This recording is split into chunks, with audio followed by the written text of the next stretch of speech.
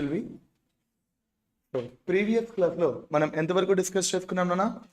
In the previous class we completed IND AS 16 which is a property plant and equipment అండి. క్లియరా? Sir మనకి balance sheet idea ఉంది కదా నాన్న? I mean schedule 3 మీకు idea ఉంది కదండి. ఆ షెడ్యూల్ 3 లో and Roman number 2 which is assets. ఆ అసెట్స్ ని మనం 2 పార్ట్స్ కింద క్లాసిఫై చేస్తాంగా. ఆ 2 పార్ట్స్ లో number 1 which is non current assets and number 2 current assets. ఆ నాన్ కరెంట్ అసెట్స్ ఏదైతే ఉందో ఆ నాన్ కరెంట్ అసెట్స్ లో ఫస్ట్ మనం పిపిఈ అని చెప్పి రికగ్నైజ్ చేసుకుంటాం. దాని తర్వాత ఏం రికార్డ్ చేసుకుంటాను? Intangible assets. So our next topic is intangible assets నాన్న. క్లియర్ అండి? Our next topic is intangible assets. అంటే ఇక్కడ మనకి బ్యాలెన్స్ షీట్ ఏ ఆర్డర్ అయితే చెప్తుందో అదే ఆర్డర్ ని మనం కూడా ఫాలో అవుతున్నాము. ఓకేనా నాన్న?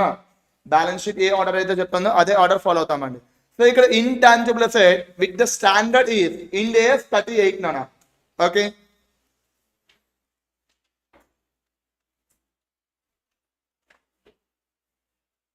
IND AS 38 intangible asset.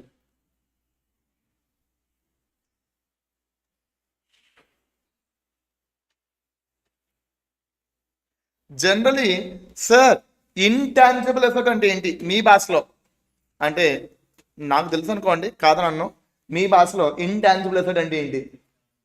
Which cannot be seen and touchable. అంతేనండి? అబ్సల్యూట్లీ గుడ్ అండి. ఓకే, మీరు చెప్పింది ఏదైతే ఉందో దాన్ని నేను అగ్రీ అవుతాను. ఓకే, ఇంకేమైనా చెప్తారా నాన్న? ఇంకేమైనా చెప్తారా అండి నాన్న? మిమ్మల్ని అడిగేది ఇంకేమైనా చెప్తారా ఇంటాంజిబుల్ అసెట్ అంటే? Apart from which cannot be seen and touchable. Good will. Okay, good. ఇంకా ఇంకేం లేవా అండి? ఏనా? అర్థం కాలేదండి. సరే, అదంతా వదలండి.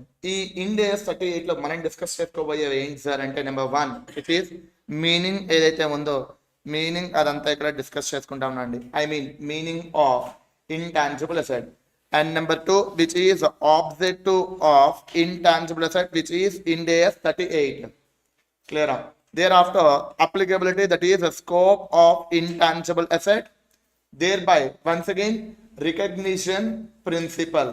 I mean recognition and measurement principle. Recognition and measurement principle.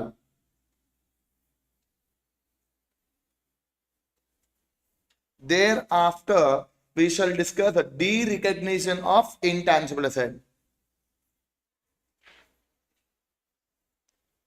De-recognition of intangible asset. Now so ఈ 5 టాపిక్స్ ఏవైతే ఉన్నాయో ఈ 5 టాపిక్స్ ఇవన్నీ మనం డిస్కస్ చేయడం జరుగుతుంది నాన్న. క్లియర్ అండి? And before I'm going to discuss these 5 topics, let me tell you one important information regarding to this standard. మన ICMAI బుక్ చూసుకున్నట్లయితే ఈ స్టాండర్డ్ ఏదైతే ఉందో ఓన్లీ 1 కంప్లీట్ పేపర్ లో మాత్రమే ప్రొవైడ్ చేశాను అన్న. అర్థమవుతుందా అండి? అండ్ మీరు చూసుండొచ్చు మన ఓన్లీ 1 కంప్లీట్ పేపర్ లో మాత్రమే ప్రొవైడ్ చేశారు. And that to know questions which involve in that paper. But నా బుక్ ప్రొవైడ్ చేసేటప్పుడు నేను దాన్ని 3 కంప్లీట్ పేపర్స్ అంటే 6 పేజెస్ లో ప్రొవైడ్ చేశాను. రైట్? మరి 6 or 8 పేజెస్ లో ప్రొవైడ్ చేయడం అయితే జరిగిందండి. అండ్ నా అది కాదన్నట్టు వర్క్ బుక్ చూసినట్లయితే నేనేమో సమ్ క్వశ్చన్స్ కూడా యాడ్ చేశాను. అదేంటి సార్ మన ICMAI బుక్ లో క్వశ్చన్స్ లేవు అండ్ ఒకటే పేపర్ లో ఉన్నాయి, మీరేమో ఇంత పేపర్స్ అని అంటున్నారు ఏంటి అని అంటే, పాస్ట్ క్వశ్చన్స్ ని చూసుకున్నా or else model test papers ని చూసుకున్నా సరే ఏం జరుగుతుంది సార్, థియరిటికల్ మీద ఎక్కువ ఫోకస్ చేస్తున్నాడు అన్న. అది కాదన్నట్టు అండ్ వన్ పర్టికులర్ ఆస్పెక్ట్ మీద క్వశ్చన్స్ కంటిన్యూస్లీ అడుగుతున్నాడు. అందుకనే నేనేం చేశాను సార్ అంటే ఈ ఇంటాంజిబుల్ అసెట్స్ మీద క్వశ్చన్స్ కూడా యాడ్ చేయడం అయితే జరిగింది. ఓకేనా అండి? So that is a background about my topic in what about the intangible assets. ఓకేనా అండి? సో వితౌట్ ఎనీ డిలే మనం ఏం చేద్దాం అన్న, ఇంటాంజిబుల్ అసెట్ అంటే ఏంటి ఫస్ట్ మనం డిస్కస్ చేద్దాం అన్న. ఇంటాంజిబుల్ అసెట్ అంటే ఏంటి డిస్కస్ చేద్దామా అండి?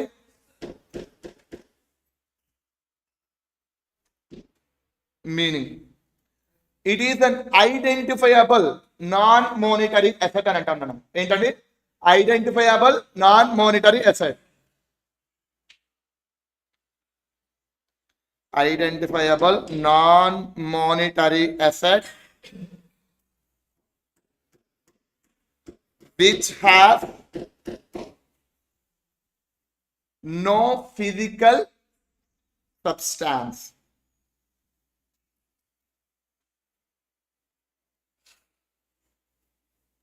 Identifiable non-monetary asset which has no physical substance అని అంటున్నాం. సార్ ఫస్ట్ ఇక్కడ మనం ఏం డిస్కస్ చేద్దాం సార్, ఐడెంటిఫైయబుల్ అసెట్ అంటే ఏంటి అన్నది డిస్కస్ చేయాలన్నా, అర్థమవుతుందా అండి? దాని తర్వాత నాన్ మోనిటరీ ఐడెంటిఫైయబుల్ అసెట్ అంటే ఏంటో డిస్కస్ చేయాలి. ఓకేనా అండి, అర్థమవుతుందని చెప్పేది. ఫస్ట్ ఐడెంటిఫైయబుల్ అసెట్ అంటే ఏంటో తెలియాలి, దాని తర్వాత ఐడెంటిఫైయబుల్ నాన్ మోనిటరీ అసెట్స్ అంటే ఏంటో తెలియాలి, and thereafter no physical substance అంటే ఏంటి అనేది తెలియాలన్న. ఈ 3 పాయింట్లు తెలుసుకుంటేనే ఇంటాంజిబుల్ అసెట్ అంటే ఏంటి అనేది మనకి అర్థమవుతుంది. As per accounting IND AS 38 అండి. క్లియరా, అర్థమవుతుందండి. ఫస్ట్ ఐడెంటిఫైయబుల్ అసెట్ అంటే ఏంటి చూద్దామన్నా. ఐడెంటిఫైయబుల్ అసెట్ అంటే ఏంటి సార్, ఎందుకు కూడా మీకు తెలిసినంత వరకు ఏమైనా ఉందా అండి? ఏముంది సార్, నేను ఐడెంటిఫై చేసిన అసెట్ని, అంతే కదండి. సో ఐడెంటిఫైయబుల్ అసెట్ అంటే it is clearly okay separated as a good will. అంటే మనం ఏదైతే ఇక్కడ ఐడెంటిఫై చేస్తున్నామో అది గుడ్ విల్ అవ్వకూడదు నాన్న. క్లియర్ అండి? అంటే what ever the asset which I'm identifying that is not a goodwill. And second one ఏంటి సార్ ఇక్కడ అంటే నేను ఐడెంటిఫై చేస్తున్నాను కదా అసెట్, ఆ అసెట్ కి సంబంధించి రెవెన్యూ సపరేట్ గా రావాలండి. అంటే ఇప్పుడు సపోజ్ నేను ఒక అసెట్ ని ఐడెంటిఫై చేశాను, ఆ అసెట్ కి సంబంధించి రెవెన్యూ సపరేట్ గా జనరేట్ అవ్వాలి, అంతేకాని ఇంకొక అసెట్ తో లింక్ అయ్యి రెవెన్యూ జనరేట్ అవ్వకూడదు. క్లియర్ అండి? So once again identifiable asset అవ్వాలి అంటే 2 కండిషన్స్ సాటిస్ఫై అవ్వాలి. ఫస్ట్ వన్ ఏంటన్నా, it is not a goodwill. Clear అండి? Identifiable asset is not a goodwill అండి. అండ్ సెకండ్ వన్ ఏంటన్నా, revenue which must be generated separately for such asset. ఓకేనా? దాన్ని revenue అంటే economic inflows అని అనొచ్చా లేదా? ఎందుకంటే పీపీఈలో కూడా మనం అదే డిస్కస్ చేస్తాం. ఏం డిస్కస్ చేస్తాం అన్న? ఎకనామిక్ ఇన్ఫ్లోస్ అంటే రెవెన్యూ. సో ఇక్కడ కూడా అదే పాయింట్ డిస్కస్ చేస్తాం. ఏంటి సార్ అది? Economic inflows which must be generated separately. Economic inflows which must be generated separately.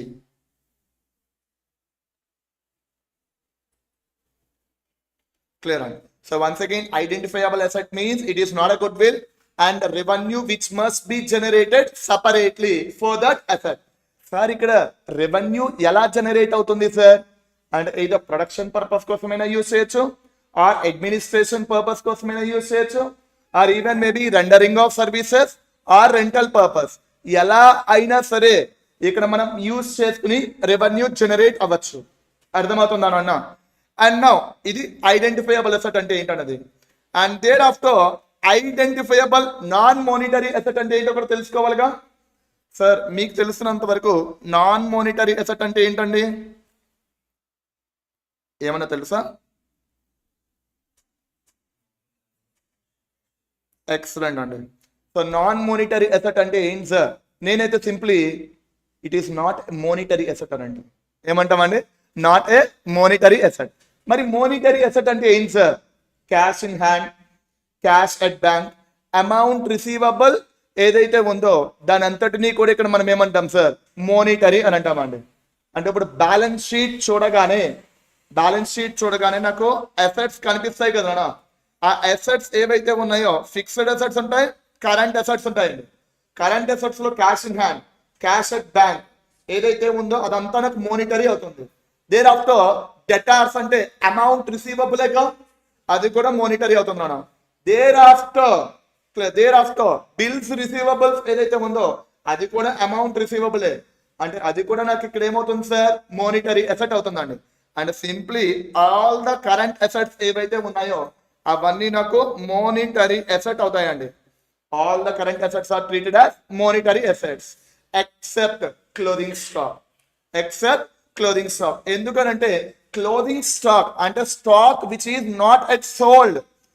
ఈజీగా సేల్ చేసేటట్టు అయితే క్లియరెన్స్ సేల్ అండ్ అదే విధంగా year ended sale and big billion sale ఇలాంటివన్నీ ఉండవు కదా నాన్న. అందుకనే సో క్లోదింగ్ స్టాక్ అని అంటే not easily convertible into cash, అంటే అది నాన్ మోనిటరీ అవుతుంది. Except clothing stock remaining current assets ఏవైతే ఉన్నాయో అవన్నీ మనం ఏమంటాం నాన్న, మోనిటరీ అని అంటాం. అండ్ ఫిక్స్డ్ అసెట్స్ ఏవైతే ఉన్నాయో వాటన్నిటిని 3 పార్ట్స్ కింద అయితే డివైడ్ చేస్తాం నాన్న. ఏంటి sir 3 parts?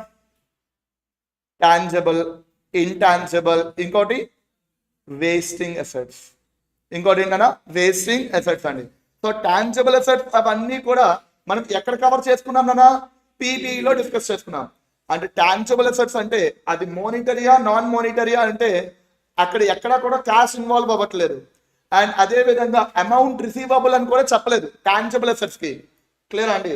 And even intangible assets అయినా సరే అది నాన్ మోనిటరీ అవుతుంది. ఎందుకు సార్ అని అంటే ఫిక్స్డ్ అసెట్స్ ఇన్ టోటల్ చూసుకున్నట్లయితే ఇక్కడ అమౌంట్ రిసీవబుల్ అనే ఆప్షన్ లేదు.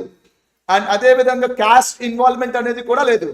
అంటే ఈ ఫిక్స్డ్ అసెట్స్ ఇన్ టోటల్ అవన్నీ కూడా మనకి ఏమవుతాయి సార్, నాన్ మోనిటరీ అవుతాయి. అర్థమవుతుందా అండి? ఫిక్స్డ్ అసెట్స్ ఇన్ టోటల్ ఏమవుతాయి అన్న మనకి నాన్ మోనిటరీ అవుతాయి. అర్థమవుతుందా అని చెప్పేది? సో డెఫినేషన్ కొంచెం జాగ్రత్తగా చూడండి అన్న, ఎందుకనంటే ఈ క్లాసిఫికేషన్ మనకి ఇంపార్టెంట్. సో నాన్ మోనిటరీ అంటే other than monetary, and monetary అంటే ఏంటి sir, simply cash in hand, cash at bank and amount receivables, అదంతా కూడా మనకి ఏమవుతుందన్నా మోనిటరీ అవుతుంది. అదే ఇక్కడ నేను రికార్డ్ చేస్తున్నాను అండి, other than monetary asset.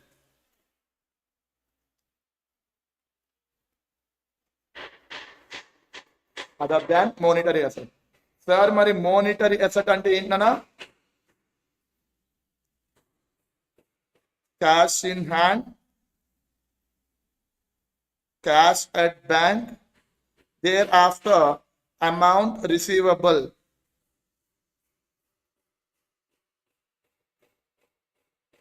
such as the debtors, bills receivables. So వీటన్నిటిని మనం మోనిటరీ అంటాం. ఇవి కాకుండా ఏవైతే ఉన్నాయో వాటినే నాన్ మోనిటరీ అసెట్స్ అని అంటాం మనం. అండ్ సింప్లీ మన భాషలో చెప్పాలి అంటే ఫిక్స్డ్ అసెట్స్ ఏవైతే ఉన్నాయో అవన్నీ నాన్ మోనిటరీ అసెట్స్ కింద వచ్చేస్తాయండి. క్లియరా? And thereafter once again meaning మనం ఏమంటాం నాన్న, ఐడెంటిఫైయబుల్ నాన్ మోనిటరీ అసెట్ అంటే ఏంటో తెలుసు. But that identifiable non monetary asset which has no physical existence or substance అని అంటాం. Sir no physical existence or substance అంటే ఏంటి sir? Clear. No physical existence means which cannot be seen and touchable. అర్థమవుతుందా అండి? Which cannot be seen and touchable అని అనొచ్చు. అంటే ఈ ఫిక్స్డ్ అసెట్స్ ఏవైతే ఉన్నాయో ఇవన్నీ ఐడెంటిఫైయబుల్ నాన్ మోనిటరీ అసెట్స్. అందులో ఏవైతే మనం చూడలేమో ఆర్ ఏవైతే మనం టచ్ చేయలేమో వాటన్నిటిని ఏమంటాం నేను ఇక్కడ, ఇంటాంజిబుల్ అసెట్స్ అంటాం. ఫిక్స్డ్ అసెట్స్ ని 3 పార్ట్స్ కింద డివైడ్ చేసామా, tangible assets which we can scene and touchable, wasting assets such as ఏమేమి ఉంటాయి నాన్న, ఆయిల్ వెల్, టింబర్, అవన్నీ కూడా మనం చూడొచ్చు, టచ్ చేయొచ్చు. బట్ చూడలేనివి ఏముంటాయి సార్ ఇక్కడ అంటే good will, patents, copy rights ఏవైతే ఉన్నాయో ఇవన్నీ కూడా. సో వీటినే మనం ఏమంటాం సార్ ఇక్కడ, ఇంటాంజిబుల్ అసెట్స్ అని అంటాం. Clear or not? అర్థమైందా అండి? సో జనరల్లీ ఇంటాంజిబుల్ అసెట్స్ అంటే మన భాషలో ఏంటన్నా which cannot be seen and touchable. అర్థమైందా అండి? అది మాత్రమే కాదు, ఇంటాంజిబుల్ అసెట్ అంటే ఏంటన్నా identifiable non monetary asset which has no physical substance or existence. ఇక్కడ సబ్స్టాన్స్ అని అనొచ్చు ఆర్ ఎగ్జిస్టెన్స్ అని అనొచ్చు నాన్న. క్లియర్ అండి? అర్థమవుతుందా? And here once again any doubts in the definition అన్నా, any doubts in the definition? లేకపోతే నాకు ఒక చిన్న అవునండి చెప్తా. గుడ్ విల్ ఎక్కడ నేను యూజ్ చేయలేదండి. ఆ గుడ్ విల్ ఎందుకు ఎలిమినేట్ చేసామో అనే రీజన్ నేను తర్వాత చెప్తానండి, మీరేం బాధపడక్కర్లేదు. ఓకేనా? అండ్ నాకు ఒక చిన్న డౌట్ జనరేట్ అయింది అన్న. ఏంటది అని అంటే మనం చెప్పుకున్న డెఫినేషన్ ప్రకారంగా ఇక్కడ ఇంటాంజిబుల్ అసెట్స్ అంటే మనం ఏమన్నాము, identifiable non monetary asset which has no physical existence అని అన్నాం కదండి. సార్ ఇప్పుడు సాఫ్ట్వేర్ ఏదైతే ఉందో, సాఫ్ట్వేర్ అనేది మీరు చెప్పండి అన్న ఏమవుతుందండి, ఇంటాంజిబుల్ అసెటేగా. మరి సాఫ్ట్వేర్ ఎందులో స్టోర్ చేస్తాను నేను, ఒక డిస్క్ లోనే కదండి స్టోర్ చేస్తుంది. అంటే మరి ఆ డిస్క్ ని నేను ఏం చేయొచ్చు, టచ్ చేయొచ్చా లేదా, క్లియర్ అండి. అంటే మరి డెఫినేషన్ రాంగ్ అయిపోతుంది కదా అని ఇక్కడ డెఫినేషన్ ఏం చెప్తుంది, which can not B seen and touchable అని చెప్తుందా లేదా. బట్ ఇక్కడ సాఫ్ట్వేర్ ని నేను టచ్ చేస్తున్నాను అని అంటే అది ఫిజికల్ ఎగ్జిస్టెన్స్ ఉంది. ఈవెన్ దో ఫిజికల్ ఎగ్జిస్టెన్స్ ఉన్నా సరే నేను సాఫ్ట్వేర్ ని ఎందుకు సార్ ఇంటాంజిబుల్ అసెట్స్ అంటున్నాను అనేది నాకు తెలియాలిగా. డిస్కస్ చేద్దామా, ఓకేనా అండి. అదే ఇక్కడ మన నోట్ పాయింట్ ఏం సార్ అది, if any asset which constitute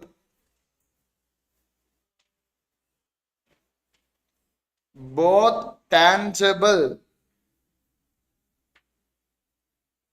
as well as intangible in nature. Sir tangible as well as intangible in nature రెండు ఉంటే దెన్ మనం ఏం చేయాలి సార్ ఇక్కడ అంటే we have to identify what is the integral part. Integral part ఏంటి అనేది ఇక్కడ మనం ఐడెంటిఫై చేయాలన్నా. ఆ ఇంటిగ్రల్ పార్ట్ ని బేస్ చేసుకుని అది టాంజిబుల్ అయితే పీపీఈ కింద రికగ్నైజ్ చేస్తాం. అదే ఇంటాంజిబుల్ అని అనుకోండి దెన్ IND AS 38 ప్రకారంగా రికార్డ్ చేస్తాం నాన్న, ఓకేనా అండి.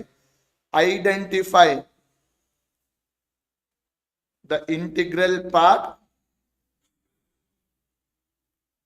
and then decide.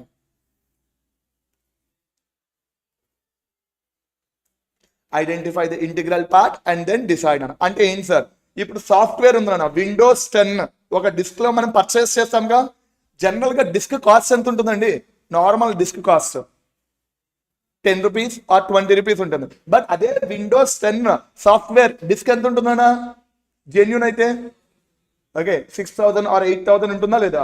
అంటే ఇక్కడ ఆ disc cost I mean software disc ఏదైతే ఉందో ఆ డిస్క్ కాస్ట్ దేని బట్టి వాల్యూ ఉంటుందా, సాఫ్ట్వేర్ అంటే integral part of the compact disc is software and software nature ఏంటి, ఇంటాంజిబుల్.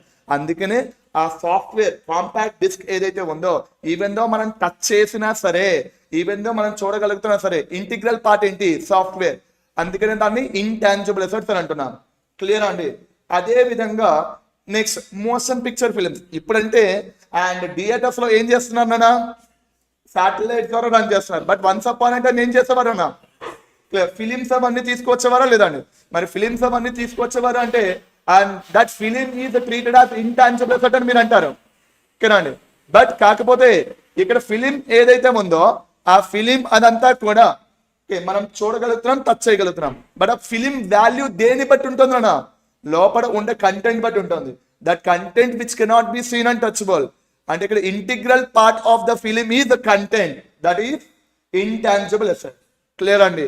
అదే విధంగా royalty or patents or copyrights ఏవైతే ఉన్నాయో ఇవన్నీ మన పేరు మీద రిజిస్టర్ చేసి ఒక డాక్యుమెంట్ లీగల్ గా రాసుకుంటామా లేదా. ఆ డాక్యుమెంట్ మనం చూడొచ్చు, టచ్ చేయొచ్చు, అయినా సరే ఆ డాక్యుమెంట్ లో మ్యాటర్ ఏదైతే ఉందో దానికి వాల్యూ ఎక్కువగా ఉంటుంది. ఈవెన్ దో మనం ఆ డాక్యుమెంట్స్ ని చూడగలుగుతున్నా సరే that we can treat as intangible assets, clear అండి, అర్థమవుతుందా. So this is the main definition of intangible asset. So అదే ఇక్కడ నేను కూడా రికార్డ్ చేయడం జరిగింది చూడన్నా. సో ఇంటాంజిబుల్ అసెట్ అంటే ఏమన్నామండి, identifiable non monetary asset which has or without physical substance. Identifiable asset అంటే మనం ఏమన్నా, నాట్ ఎ గుడ్ విల్ అంటే clearly distinguishable from goodwill. And economic inflows అనేవి జనరేట్ అవ్వాలి సపరేట్ గా అన్నాం, రైట్. ఎలా జనరేట్ అవుతాయి సార్ అంటే production or administration or rendering of services or rental purpose. Non monetary asset అంటే అదర్ దాన్ మోనిటరీ అన్నామా లేదా. మరి మోనిటరీ అంటే ఏంటి sir, cash in hand, cash at bank, amount receivable. Physical substance అంటే చూడగలం, టచ్ చేయగలం. బట్ ఇక్కడ మనకు కావాల్సింది ఏంటి, without physical substance and which cannot be seen and touchable.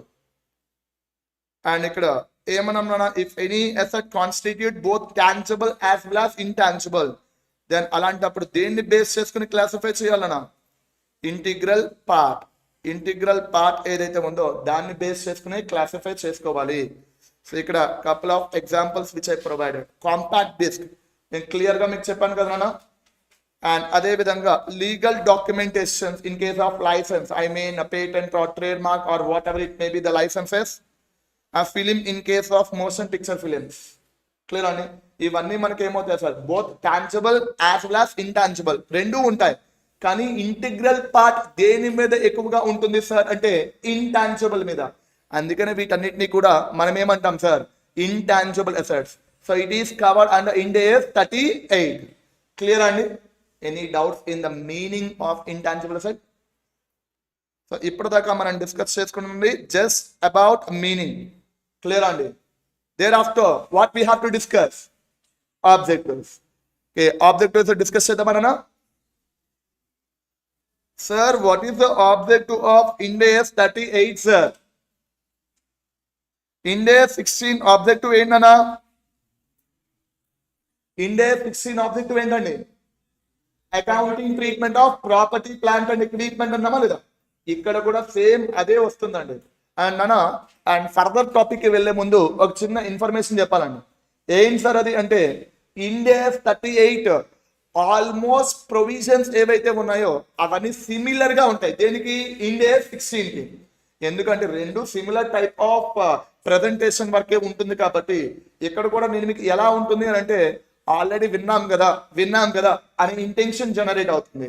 అందుకని నేనేం చేస్తాను సార్ అంటే ఆ టాపిక్ ని ఆల్మోస్ట్ రాయకుండా ఉండడానికి ట్రై చేస్తాను, సిమిలర్ గా ఉండే. అర్థమైందా అండి? బట్ కొన్ని అయితే నేను రాయడం జరుగుతున్నాను. So what is the objective sir అంటే accounting treatment of intangible assets. ఎక్కడ? అది కూడా ఇన్ బుక్స్ ఆఫ్ అకౌంట్స్ నానా.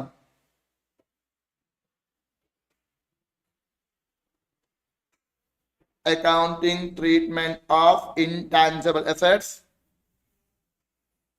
in books of accounts. Whenever I record the ITA, it is intangible assets now. And it is not income tax authorities, it is intangible assets. Okay na? Sir, మరి accounting treatment అంటే ఇక్కడ దాన్ని మనం 2 parts కింద అయితే divide చేయాల్సి వస్తుందన్నా. ఏం sir ఆ 2 పార్ట్స్ అవన్నీ? నెంబర్ 1 which is recognition principle and number 2 measurement principle.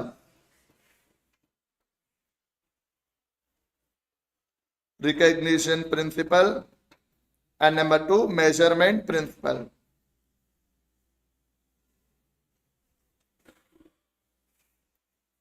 Sir, recognition principle లో ఇంతకు ముందు ఎన్ని పాయింట్స్ ఉంటాయి అన్నామన్నా? 2 పాయింట్స్. ఏంటండి అవి?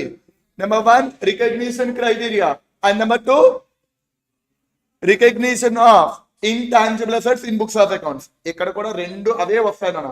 సో హియర్ రికగ్నిషన్ ప్రిన్సిపల్ ఏం చెప్తాను సార్, అసలు ఇంటాంజిబుల్ అసెట్స్ ని మనం రికగ్నైజ్ చేయాలా వద్దా, అండ్ ఒకవేళ రికగ్నైజ్ చేయాల్సి వస్తే అండ్ బుక్స్ ఆఫ్ అకౌంట్స్ లో ఎక్కడ రికగ్నైజ్ చేయాలి? అర్థమవుతుందా అండి? So recognition criteria,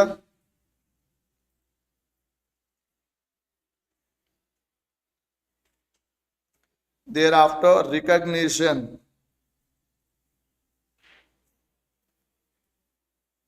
in books of accounts. Sir ఒకవేళ ఇంటాంజిబుల్ అసెట్స్ ని మన బుక్స్ ఆఫ్ అకౌంట్స్ లో రికార్డ్ చేయాల్సి వస్తే ఏ ప్రైస్ తో రికార్డ్ చేస్తాము అని చెప్పేది ఏంటన్నా? Measurement principle. So measurement principle clearly classified as at what price clear the intangible assets which can be recorded in books of accounts.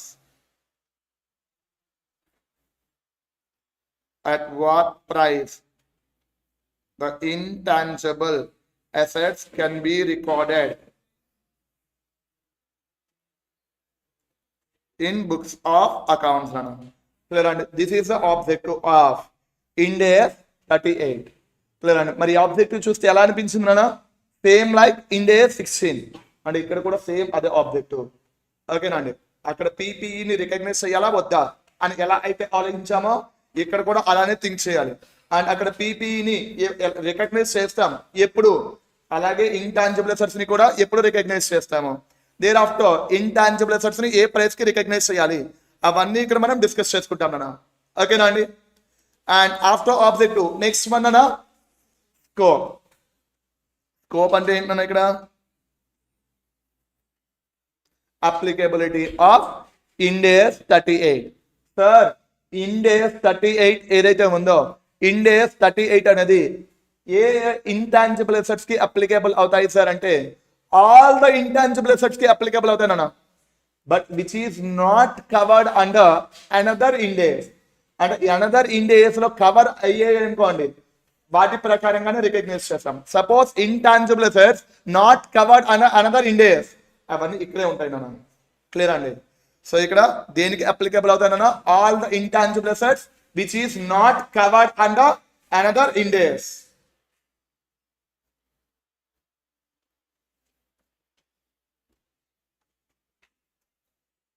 which is not covered under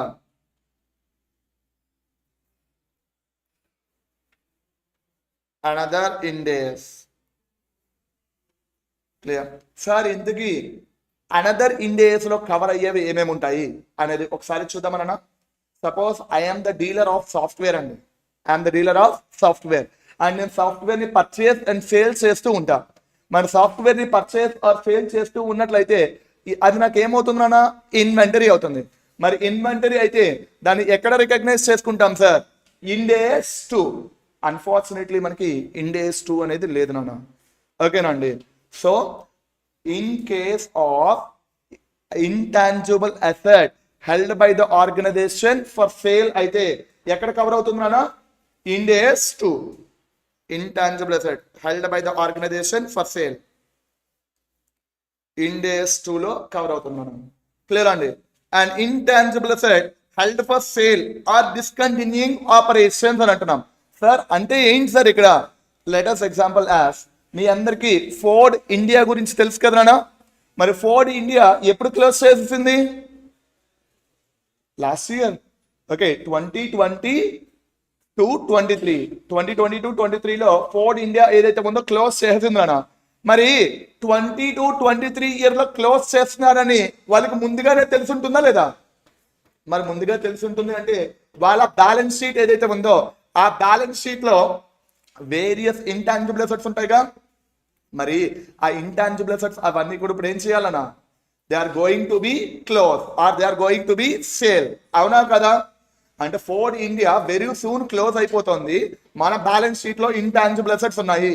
అవన్నీ ఎక్కడ cover అవుతాయి sir అంటే IND AS 105 లో cover అవుతాయి నాన్న. ఓకేనండి? అంటే within the year organisation close అయిపోతుంది or within the year ఆ ఇంటాంజిబుల్ అసెట్స్ ని సేల్ చేసేస్తాము అని అనుకుంటే వాటన్నిటిని కూడా IND AS 105 లో కవర్ అవుతాయి నాన్న. అండ్ దేర్ ఆఫ్టర్ ఇంతకు ముందు మీరు అమాల్గమేషన్ అనే వర్డ్ చదువుంటారుగా. అమాల్గమేషన్ చదివారా లేదా నాన్న? మరి అమాల్గమేషన్ అప్పుడు good will or else capital reserve calculate చేసి ఉంటారు కదా నాన్న. మరి గుడ్ విల్ ఏదైతే ఉందో ఆ గుడ్ విల్ అదంతా కూడా IND AS 103 లో కవర్ అవుతుంది నాన్న. ఇక్కడ అమాల్గమేషన్ అనే వర్డ్ అయితే యూజ్ చేయం, దాన్ని మనం ఏమంటాం సార్? బిజినెస్ కాంబినేషన్స్ అని అంటాం. So good will generated in a business combination, దాని అంతటి నేను మీకు IND AS 103 లో డిస్కస్ చేస్తా. ఈ టాపిక్ అయితే మనకు ఉంది. ఫస్ట్ ఈ రెండు టాపిక్స్ అయితే మనకు లేవు నాన్న. ఓకేనా అండి? Thereafter asset generated from employee benefits IND AS 19 employee benefits నాన్న. దానివల్ల ఏదైనా ఇంటాంజిబుల్ అసెట్ జనరేట్ అయినట్లయితే క్లియర్ అండి, అది IND AS 19 లో కవర్ అవుతుంది నాన్న. And thereafter lease of intangible assets which is under IND AS 116 lease accounting. And ఇలా ఏమైనా other similar assets covered under another IND AS అనుకోండి, అవన్నీ అక్కడే రికగ్నైజ్ చేస్తాం. ఎక్కడైతే రికగ్నైజ్ చేయకూడదు, ఇక్కడంటే IND AS 38 లో అయితే రికగ్నైజ్ చేయకూడదు అన్నాను. ఓకేనా అండి? అందుకని నేను సింపుల్ గా ఏమన్నానా, all the intangible assets which is not covered under another IND AS అని చెప్పేసి వదిలేసాను. ఓకేనా అండి? సో ఇలా చెప్పి వదిలేయడానికి కూడా రీజన్ ఉందండి. ఏంటది అని అంటే, సో ఎవరు కూడా ఇది అప్లికేబిలిటీ ఆఫ్ IND AS 38 అని అడగడు. ఓకేనా అండి? ఏదైనా వస్తే ఒక MCQ కింద వచ్చే ఛాన్సెస్ ఉంది, అందుకోసమే నా బుక్ లో ప్రొవైడ్ చేయడం, ఇక్కడ ఎక్స్ప్లెయిన్ చేయడం. ఓకేనా అండి? సో ఇప్పుడు దాకా మనం IND AS 38 లో ఏం డిస్కస్ చేసుకున్నాం నాన్న? Meaning of intangible assets, thereafter objective and scope. Sir, what is the meaning of intangible asset? Identifiable non-monetary asset which has no physical substance or existence. Clear అండి. Sir identifiable asset అంటే ఏంటి? Not a goodwill and economic inflows must be generated separately for such asset. Economic inflows ఎలా generate అవుతాయి? By way of usage, either production or administration or rendering of services, rental purpose, ఎలా అయినా use చేయొచ్చు. Clear అండి. Non monetary asset అంటే other than monetary. మరి monetary అంటే cash in hand, cash at bank, amount receivables. Clear అండి.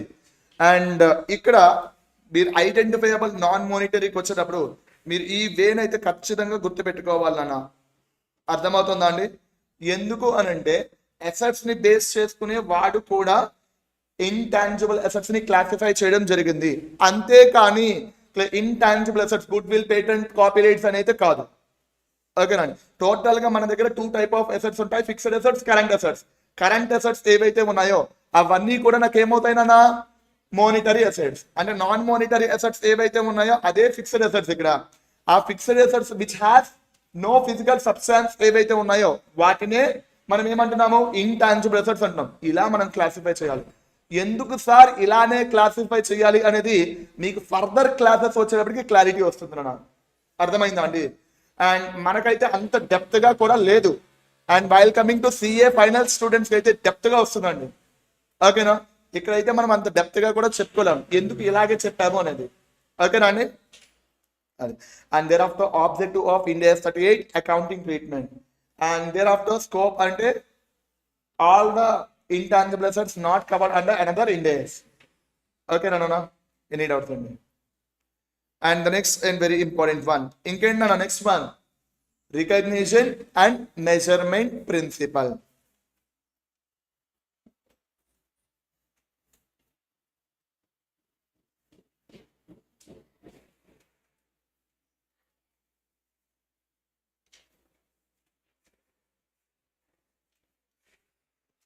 Recognition and measurement principle అన్నాను.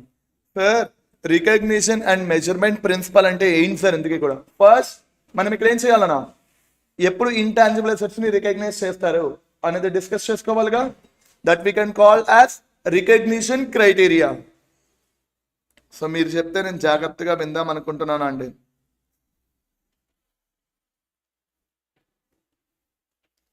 Sir intangible assets ని ఎప్పుడు రికగ్నైజ్ చేస్తారు సార్ అంటే, like the property, plant and equipment. Property, plant and equipment ని recognise చేయాలి అంటే 2 కండిషన్స్ సాటిస్ఫై అవ్వాలా లేదా? ఏంటినా 2 కండిషన్స్ అవన్నీ కూడా? It is probable that future economic inflows must be generated. And second one, cost of the PPE can be measured reliably. Same అదే conditions ఇక్కడ కూడా వస్తాయన్న. అంటే ఏంటి సార్? ఇంటాంజిబుల్ అసెట్స్ ని రికగ్నైజ్ చేయాలి అంటే 2 కండిషన్స్ సాటిస్ఫై అవ్వాలి. ఏం సార్ అవి? ఫ్యూచర్ ఎకనామిక్ ఇన్ఫ్లోస్ ఏవైతే ఉన్నాయో ఫ్యూచర్ ఎకనామిక్ ఇన్ఫ్లోస్ అనేవి జనరేట్ అవుతాయి అని ఎస్టిమేట్ చేస్తుండాలన్నా. ఓకేనా అండి? Probable that future economic inflows must be generated. Must be generated అన్న. క్లియర్ అండి? The next and very important one, which is cost of the intangible asset, which can be measured on a reasonable base. Cost of intangible asset can be measured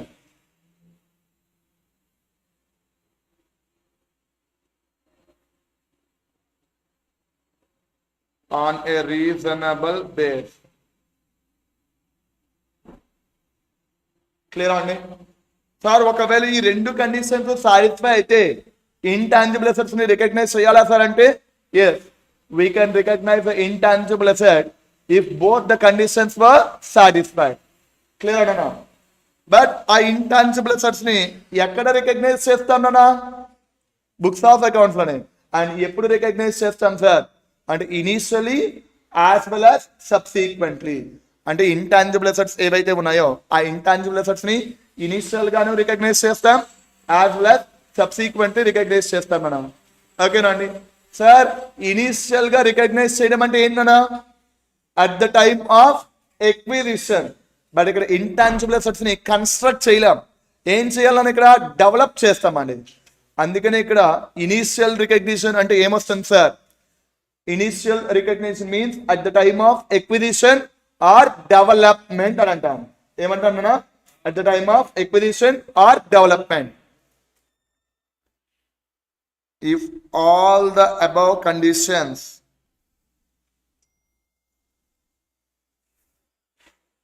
were satisfied,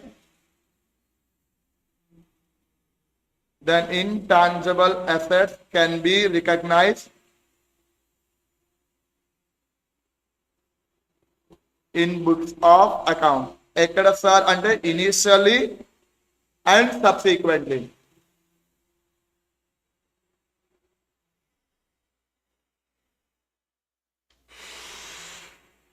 initially subsequently. Initially అంటే ఏమన్నాం మనం? At the time of acquisition or development.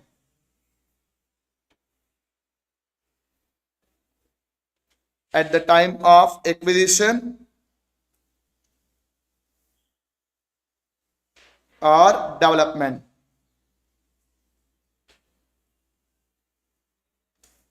And subsequently, and as you already know that, at the time of preparation of balance sheet.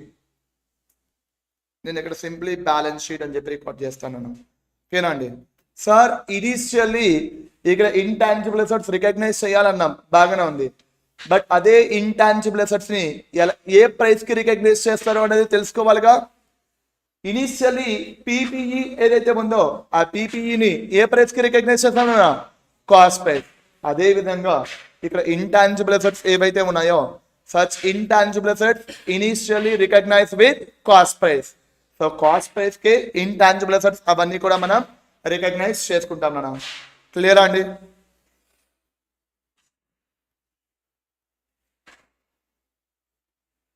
Sir మరి subsequently ఏ price కి recognise చేద్దామన్నా మనం? Carrying amount. The carrying amount is also called as book value.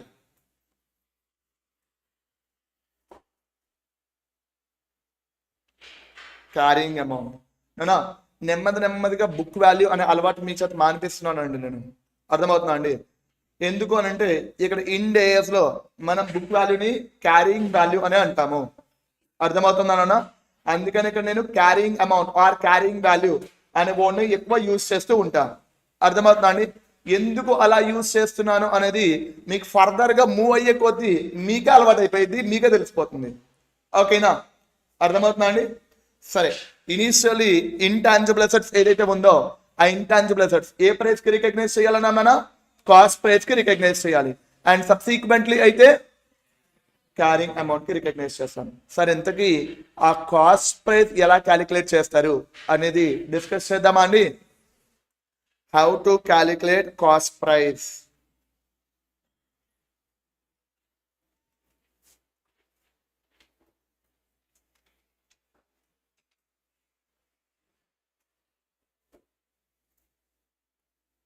Sir cost price అదంతా కూడా ఎలా calculate చేస్తాం sir?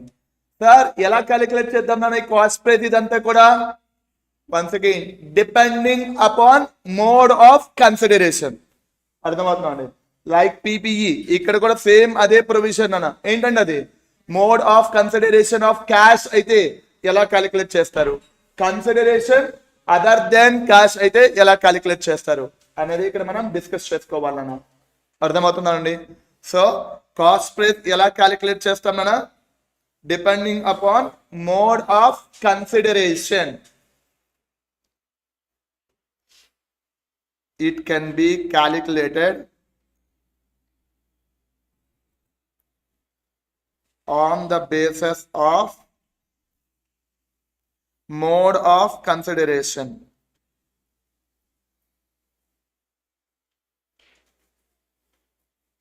Mode of consideration అంటే ఇక్కడ కన్సిడరేషన్ ఆఫ్ క్యాష్ అయితే ఎలా క్యాలిక్యులేట్ చేస్తారు, కన్సిడరేషన్ అదర్ దాన్ క్యాష్ ఎలా క్యాలిక్యులేట్ చేస్తారు.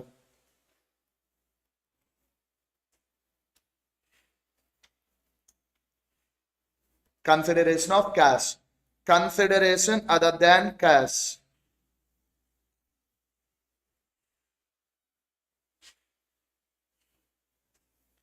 Sir, consideration other than cash ante once again any types ఉంటాయనా? టూ టైప్స్ ఏంటంటే అవి number 1 which is issue of share and number 2 exchange with another asset. Clear అండి, అవే concepts నాన్న ఇక్కడ కూడా. ఓకేనా అండి, నేను ఇంకొక వర్డ్ చెప్పాలనుకుంటున్నాను. నేను ఏంటంటే కొంచెం ఫాస్ట్గా వెళ్తున్నట్టు ఏమైనా అనిపిస్తుందా? ఎందుకంటే సిమిలర్ ప్రొవిజన్స్ కదా నాన్న, ఓకే అందుకనే ఇలా వెళ్తున్నాను అండి. అండ్ అదే సపోజ్ నేను లైక్ పీపీఈ ఎలా అయితే చెప్పానో అలానే చెప్పాను అనుకోండి, ఏమవుతుందండి మీకు కూడా కొంచెం బోరింగ్గా అనిపిస్తుంది. ఓకేనా, సో అందుకనే నేను ఇలా చెప్పడానికి గల రీజన్. ఓకేనా, సో కన్సిడరేషన్ ఆఫ్ క్యాష్ ఇంతకు ముందు పీపీఈలో ఎలా క్యాలిక్యులేట్ చేస్తాం మనం?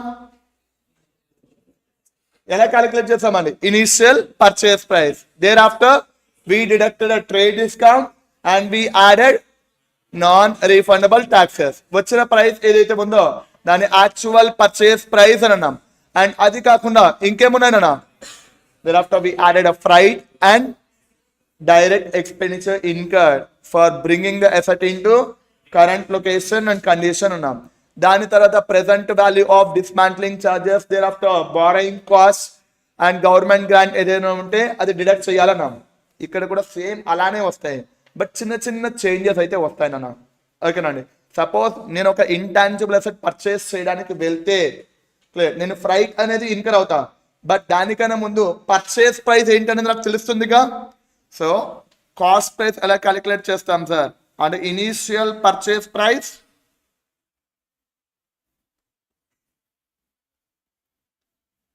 There after I have to deduct trade discount,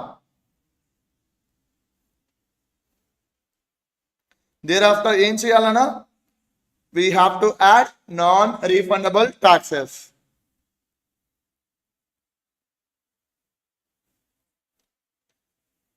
sir ఈ నాన్ రీఫండబుల్ టాక్సెస్ యాడ్ చేసిన తర్వాత వచ్చిన వాల్యూ ఏదైతే ఉందో ఆ వాల్యూని ఏమంటాం మనం? యాక్చువల్ పర్చేస్ ప్రైస్ అని అంటాం.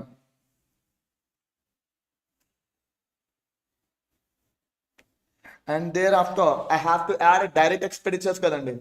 సార్ ఇక్కడ నాకు డైరెక్ట్ ఎక్స్పెండిచర్స్ అంటే ఏముంటాయి సార్? చూడండి అన్న, ఇంటాంజిబుల్ అసెట్స్ ని నా పేరు మీదకి రిజిస్ట్రేషన్ చేయించుకోవాలి అంటే I have to pay the stamp charges or stamp duty, right? And అదే విధంగా రిజిస్ట్రేషన్ చార్జెస్ కొన్ని ఉంటాయి కదా. అండ్ ఇది కాదన్నట్టు బ్రోకరేజ్ అంటూ ఒకటి ఉంటుందా లేదా? So brokerage, stamp duty or registration charges ఏవైతే ఉన్నాయో ఇవన్నీ నాకేమవుతాయి సార్? డైరెక్ట్ ఎక్స్పెండిచర్స్ అవుతాయి నాన్న. క్లియర్ అండి, ఇవి కాకుండా ఇంకా ఏమైనా డైరెక్ట్ ఎక్స్పెండిచర్స్ ఉంటే వాటన్నిటిని కూడా నేనేం చేస్తానన్నా కాస్ట్ కి యాడ్ చేసుకుంటానండి. క్లియరా? అంటే ఇక్కడ పీపీఈకి ఇంటాంజిబుల్ అసెట్స్ కి వేరియేషన్ ఈ మూడేనా? ఏంటంటే అది పీపీఈలో రిజిస్ట్రేషన్ లో స్టాంప్ డ్యూటీలు అలాంటివి ఉండవు, బట్ ఇక్కడ ఇంటాంజిబుల్ అసెట్స్ లో మాత్రమే ఉంటాయి. అర్థమవుతుందా అండి? So that's the reason I have to add brokerage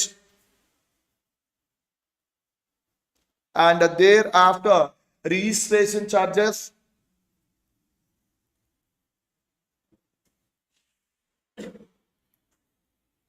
and thereafter I have to add stamp duty,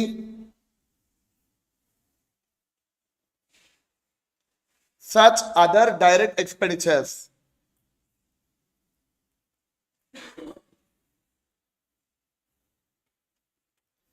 so ఇవన్నీ కూడా ఇక్కడ మనం యాడ్ చేసుకుంటాం నాన్న.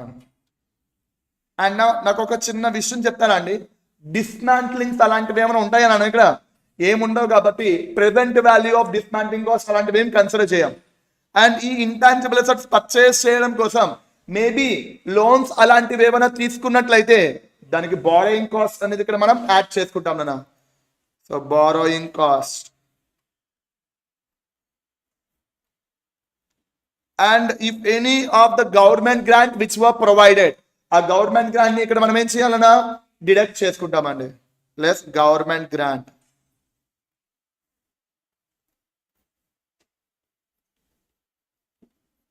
ఆ వాల్యూ ఏదైతే ఉందో ఆ వాల్యూని ఇక్కడ మనం ఏమంటామన్నా కాస్ట్ ఆఫ్ ఇంటాంజిబుల్ అసెట్ అని అంటాం.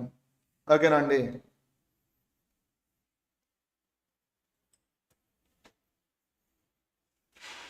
Cost of intangible asset. Clear అన్నా?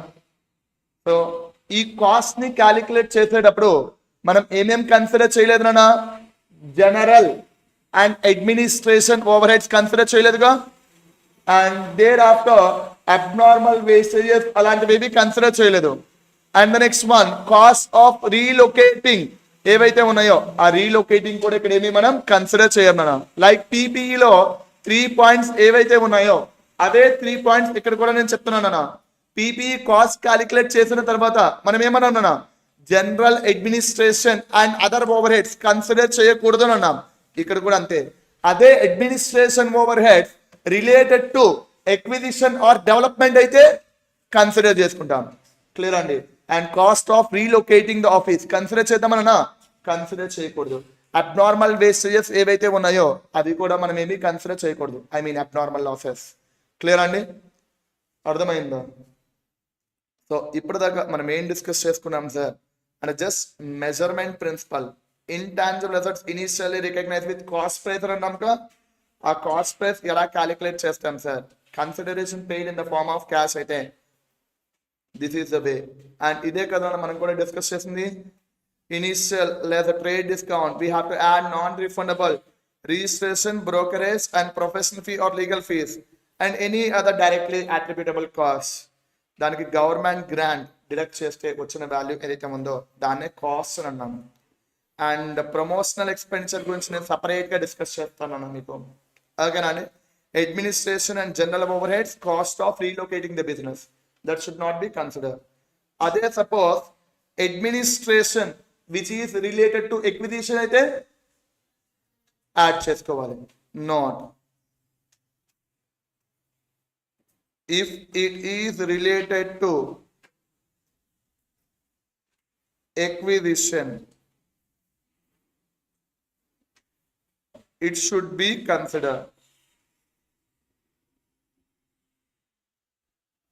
క్లియర్ అన్నా, అర్థమైందా అండి?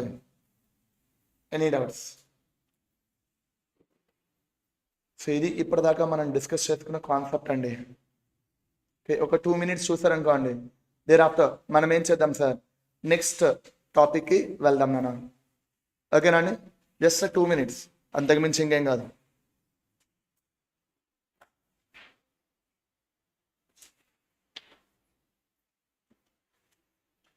ఈలోపు ఆన్లైన్లో చూసే వాళ్ళు కూడా ఎవరైనా ఏమైనా డౌట్స్ ఉంటే అడుగుతారు కదా, వాళ్ళ డౌట్స్ కూడా క్లారిఫై చేసేద్దాం.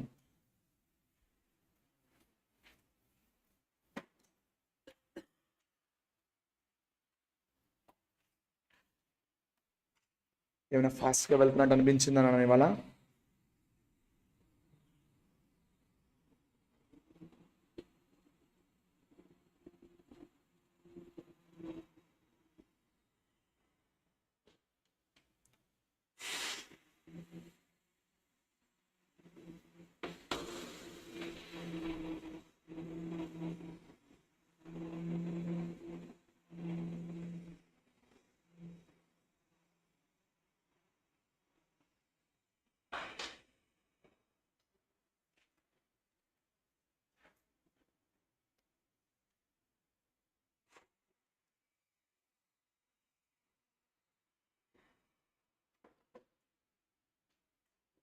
Can I move on to the next one? So the next and very important topic which is consideration other than cash. అంటే కాస్ట్ ప్రైస్ క్యాలిక్యులేట్ చేస్తున్నాం, బట్ నేను క్యాష్ పే చేయలేదు. Instead of cash, clear, other than in the form of cash అంటే shares issue చేయొచ్చు, or లేదు అనుకుంటే నా దగ్గర ఇంకొక ఎసెట్తో ఎక్స్చేంజ్ చేసుకోవచ్చు. క్లియర్ అండి. ఇలా ఎక్స్చేంజ్ చేసేటప్పుడు అకౌంటింగ్ ట్రీట్మెంట్ ఏంటి ఎవరైనా చెప్తారండి? ఎవరైనా చెప్తారా? నేను చెప్పాను, క్లోజ్ చేస్తాను. ఎవరైనా చెప్తారా అండి? ఏ టాపిక్ అయినా సరే అమ్మాయిలతో స్టార్ట్ చేయాలి అని అంటారు కదండి, because girls are always first అని అంటారుగా. సో వాళ్ళని అడుగుదామండి, ఏమంటారు? ఏమంటారు? మీరైనా ఫీల్ అవుతున్నారా? ఓకే, అమ్మాయిలకి రెస్పెక్ట్ ఇద్దామండి, అమ్మాయిని ఫస్ట్ అడుగుదాం, ఓకేనా అండి. ఐ రెస్పెక్ట్ ఉమెన్ అండి, అందుకని మిమ్మల్ని అడుగుతాను ఫస్ట్. ఏమంటారు నాన్న, చెప్తారా? Consideration other than cash, share issue చేద్దామండి. అకౌంటింగ్ ట్రీట్మెంట్ ఏంటి? షేర్స్ ఇష్యూ చేసాం, accounting treatment. Okay,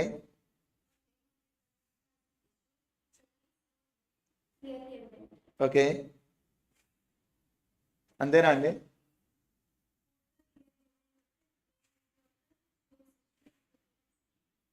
question sir, ఈ కన్సిడరేషన్ అదర్ దాన్ క్యాష్ ఏదైతే ఉందో same accounting treatment like PPE అని అన్నామా లేదా? ఓకే, సో అంటే పీపీఈలో and asset acquired and issue of shares అయితే ప్రొవిజన్ మనం ఏమన్నాం నాన్న?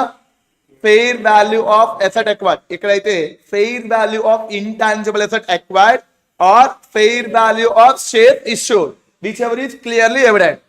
In case if both were clearly evident, then అలాంటప్పుడు మనం ఏం చేయాలన్నా? Fair value of shares issued ఏదైతే ఉందో that we can treat as cost of the intangible asset. Clear అన్నా? And the next one, in case of exchange with another asset, అంటే I acquired one intangible asset and issued another intangible asset అండి. ఇలాంటప్పుడు provision ఏనా? మీరే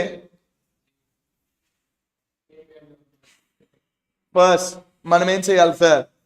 commercial substance ఉందా లేదా అనేది check చేసుకోవాలన్నా. ఇన్ కేస్ కమర్షియల్ సబ్స్టాన్స్ అనేది ఉంటే ఏం చేయాలండి? Fair value of asset acquired or fair value of asset issued, whichever is clearly evident. If both were clearly evident, fair value of intangible asset issued. If both assets fair value are not clearly evident, then book value of or carrying amount of asset issued. Clear on it? Suppose sir, commercial substance is not available or lack of commercial substance, and in case of lack of commercial substance, book value or carrying value of asset issued ఏదైతే ఉందో దాన్నే consider చేసుకోవాలి. Clear అండి? And దీని మీద వాడు especially CA లెవెల్లో అయితే క్వశ్చన్స్ అడగడం జరుగుతుందండి. ఓకేనా అండి? సిఏ లెవెల్లో ఎస్పెషల్లీ క్వశ్చన్స్ అడగడం జరుగుతుంది. And one of the model test పేపర్లో సిఏ ఫైనల్ బుక్లో ఉన్న క్వశ్చన్ ఏదైతే ఉందో మన సిఎంఏ మోడల్ టెస్ట్ పేపర్లో కూడా అదే పెట్టేశాడండి. సేమ్, ఒక్క మార్క్ కూడా చేంజ్ చేయకుండా దాన్ని మన బుక్లో కూడా యాడ్ చేశాను. ఓకేనా అండి? అది డిస్కస్ చేద్దాం, ఏం కాదు. ఓకేనా? సో ఇది సిచ్యువేషన్ అని. ఇప్పటిదాకా మనం ఏం డిస్కస్ చేస్తామండి? Initial recognition of intangible assets. ఆ ఇనిషియల్ రికగ్నిషన్ లో కూడా at the time of acquisition of intangible asset accounting treatment ఏంటి అనేది డిస్కస్ చేద్దాం మనం. క్లియర్ అండి? At the time of acquisition of intangible asset accounting treatment ఏంటి అనేది డిస్కస్ చేశాను. ఓకేనా? The next and very important one, which is sir, in case of self-generated intangible asset, self-generated intangible assets nana, ఈ self-generated intangible assets accounting treatment ఏంటి అనేది చూద్దామన్నా మనం. చూద్దామండి.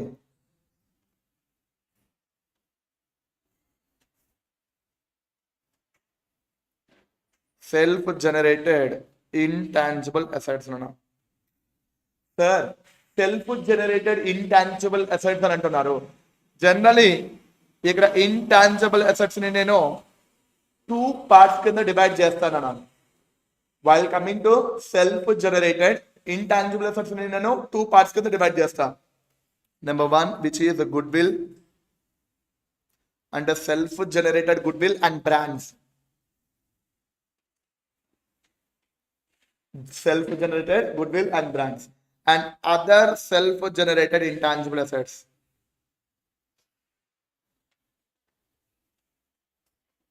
Other self-generated intangible assets nana. Kinandi sir, ikkada goodwill or brands ni generate cheskunnanu nenu. Okay, and self-generated goodwill ela sir generate chestanu ante మీరు CMA inter partnership లో 5 methods ఉన్నాయి, గుర్తుందనా? ఏం sir 5 methods?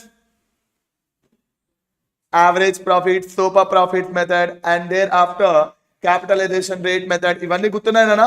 అదే మళ్ళీ మనకి వాల్యుయేషన్ ఆఫ్ గుడ్ విల్ అనే ఒక topic లో వస్తుంది. ఓకేనండి? అండ్ ఆ మెథడ్స్ ని బేస్ చేసుకుని నేను గుడ్ విల్ అనేది జనరేట్ చేశానన్నా. మరి అలా జనరేట్ చేయడం వల్ల రెవెన్యూ ఎక్కడైనా సరే జనరేట్ అవుతుందా అని నాకు? అండ్ ఇక్కడ గుడ్ విల్ ఏదైతే ఉందో గుడ్ విల్ ని క్రియేట్ చేశానన్నా. గుడ్ విల్ ని క్రియేట్ చేసిన దాన్ని రికగ్నైజ్ చేయాలి అంటే 2 కండిషన్స్ సాటిస్ఫై అవ్వాలి.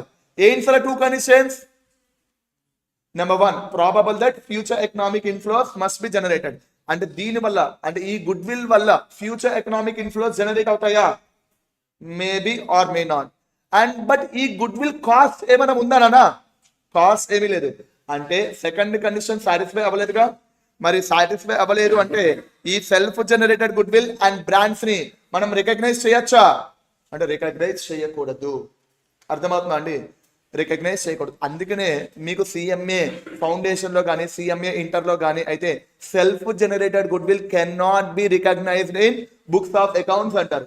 ఎందుకు సార్ రికగ్నైజ్ చేయకూడదు అంటే there may be the future economic inflows not generated, but cost ఏదైతే ఉందో కాస్ట్ అయితే ఇక్కడ నేను రికగ్నైజ్ చేయలేను. అర్థమవుతుందా అండి? అంటే ఇక్కడ 2 కండిషన్స్ ప్రాపర్ గా సాటిస్ఫై అవ్వటం లేదు కాబట్టి then self generated goodwill as well as brands ఏవైతే ఉన్నాయో వాటిని రికగ్నైజ్ చేయకూడదు. అర్థమవుతుందా? మరి other self generated intangible assets ఉంటాయిగా, మరి other self generated intangible assets ని రికగ్నైజ్ చేయాలా సార్ అంటే ఫస్ట్ ఇంటాంజిబుల్ అసెట్ జనరేట్ అవ్వాలి అంటే 2 phases ఉంటాయి నాన్న. 2 phases ఉంటాయి. ఏంటి సార్ ఆ 2 phases అవన్నీ అంటే number 1 which is research phase, and number 2 which is development phase. Number 1 research phase and number 2 development phase అని అంటాం మనం. ఓకేనండి? ఈ రీసెర్చ్ అంటే ఏంటి, డెవలప్మెంట్ అంటే ఏంటి? జనరలీ మనకు తెలిసిన లాంగ్వేజ్ లో రీసెర్చ్ అంటే ఏంటన్నా? ఏనా ట్రయల్ అండ్ ఎర్రర్. అంటే ఒక న్యూ ఇన్నోవేట్ అనేది చేసేదండి రీసెర్చర్ అంటాం. క్లియర్ అండి? And new and scientific knowledge అని కూడా అనొచ్చు. ఓకేనా? మరి డెవలప్మెంట్ అంటే మనం ఏదైతే రీసెర్చ్ చేసామో ఆ నాలెడ్జ్ ని అప్లై చేస్తే దాన్ని డెవలప్మెంట్ అని అంటాం. ఓకేనండి? సో ఇక్కడ మన ఇంటాంజిబుల్ అసెట్ IND AS 38 ఏదైతే ఉందో IND AS 38 లో వాటికి డెఫినేషన్స్ కూడా ప్రొవైడ్ చేయడం జరిగిందండి. ఏంటి సార్ అది అంటే రీసెర్చ్ అంటే original and planned investigation for new scientific or technical knowledge అన్నాం. మనం ఏమన్నా న్యూ ఇన్నోవేషన్ అన్నామా లేదా? New innovation for either technical or scientific knowledge. Clear అండి? మరి డెవలప్మెంట్ అంటే ఏమన్నా? Application of research knowledge and other knowledge. ఎందుకు సార్ ఈ రీసెర్చ్ అండ్ అదే విధంగా అదర్ నాలెడ్జ్ ని అప్లై చేస్తున్నారు అంటే న్యూ ప్రొడక్ట్ ఏదైతే ఉందో న్యూ ప్రొడక్ట్ ఆర్ సర్వీసెస్ ని డెవలప్ చేయడం కోసం, ఆర్ ఎగ్జిస్టింగ్ ప్రొడక్ట్ ఏదైతే ఉందో ఆ ఎగ్జిస్టింగ్ ప్రొడక్ట్ ని న్యూ వేలో తీసుకురావడం కోసం అలా తీసుకురావడం కోసం ఈ research knowledge and other knowledge ని అప్లై చేసుకుంటున్నాము. ఓకేనా అండి? క్లియరా? సో మనకి ఎవడు కూడా రీసెర్చ్ అంటే ఏంటి, డెవలప్మెంట్ ఏంటి ఏంటి అడగదు. అందుకనే నేను జనరల్ గా ఇక్కడ ఉన్నదాన్ని ఎక్స్ప్లెయిన్ చేస్తున్నాను. ఓకేనా అండి? సార్ మరి రీసెర్చ్ స్టేజ్ లో నేను వేరియస్ ఎక్స్పెండిచర్స్ అయితే ఇన్కర్ అవుతానా లేదా? While at the time of doing a research I have to income many expenditure. మరి ఆ ఎక్స్పెండిచర్ ఏదైతే ఉందో అది క్యాపిటల్ ఎక్స్పెండిచరా రెవెన్యూ ఎక్స్పెండిచరా సార్ అనేది తెలుసుకోవాలి కదా. సార్ నేను రీసెర్చ్ చేస్తున్నానండి, రీసెర్చ్ చేసిన తర్వాత ఏం చేయాలన్నా డెవలప్మెంట్ చేసిన తర్వాత ఇంటాంజిబుల్ అసెట్ ఏదైతే ఉందో ఆ ఇంటాంజిబుల్ అసెట్ బయట మార్కెట్ లోకి రావాలి. బయట మార్కెట్ లోకి వచ్చిన తర్వాత దానికి సంబంధించి రెవెన్యూ జనరేట్ అవుతుందా లేదా అనేది చూసుకోవాలన్నా. బట్ ఈ రీసెర్చ్ చేసేటప్పుడు clear we don't know whether it is going to further development or not. అంటే డెవలప్మెంట్ కి వెళ్తుందా లేదా అనేది నాకు తెలియదు. అంటే డెవలప్మెంట్ వెళ్తుందా వెళ్ళదా అనేది నాకు తెలియదు కాబట్టి future economic inflows also not probable to estimate. అర్థమవుతుందా అండి? అంటే it is not probable to estimate the future economic inflows. అందుకనే ఈ రీసెర్చ్ కి ఏదైతే ఎక్స్పెండిచర్ ఇన్కర్ అయ్యామో అది క్యాపిటల్ ఎక్స్పెండిచర్ అయితే కాదు. మరి క్యాపిటల్ ఎక్స్పెండిచర్ కాదు అంటే ఏమవుతుందన్నా? Revenue expenditure. So whatever the expenditure incurred under the stage of research phase, దాని అంతటిని ఏం చేయాలన్నా ప్రాఫిట్ అండ్ లాస్ అకౌంట్ కి ట్రాన్స్ఫర్ చేసుకోవాలి. క్లియర్ అండి? ఎనీ డౌట్ అన్నా? వన్స్ అగైన్ ఈ రీసెర్చ్ ఫేజ్ ఎక్స్పెండిచర్ అంతటిని కూడా నేను ప్రాఫిట్ అండ్ లాస్ కి ఎందుకు ట్రాన్స్ఫర్ చేయాలన్నా? Under the stage of research as a entity I don't know whether it is further going to development or not. ఇక్కడ development కి వెళ్తుందా వెళ్ళదా అనేదే నాకు తెలియదు. బట్ అలాంటిది దానికి సంబంధించి రెవెన్యూ జనరేట్ అవుతుందా అవదా అనేది నేను ఎస్టిమేట్ చేయగలనా? ఎస్టిమేట్ చేయలేను. అంటే first condition probable that future economic influence, ఆ కండిషనే సాటిస్ఫై అవ్వట్లేదు. అందుకని ఈ రీసెర్చ్ ఫేజ్ లో ఇన్కర్ అయిన ఎక్స్పెండిచర్ అంతటినీ కూడా నేను ప్రాఫిట్ అండ్ లాస్ కి ట్రాన్స్ఫర్ చేసుకుంటున్నాను. క్లియరా అండి? అర్థమవుతుందన్న?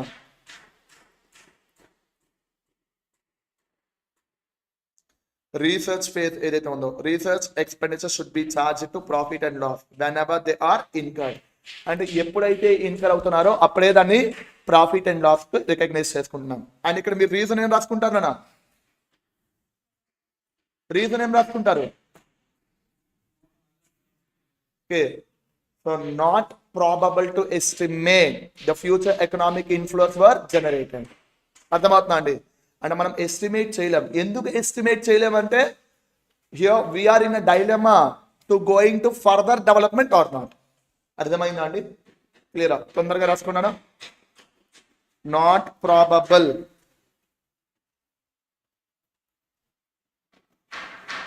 టు ఎస్టిమేట్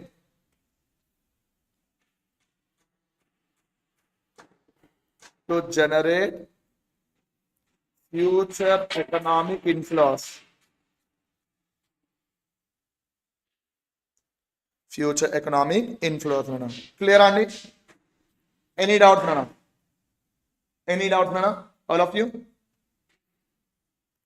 మరి డెవలప్మెంట్ ఫేజ్ ఏదైతే ఉందో ఈ డెవలప్మెంట్ ఫేజ్ లో ఎక్స్పెండిచర్స్ ఉంటుందిగా, మరి ఎక్స్పెండిచర్ ని ఇంటాంజిబుల్ అసెట్ కింద రికగ్నైజ్ చేయాలా వద్దా?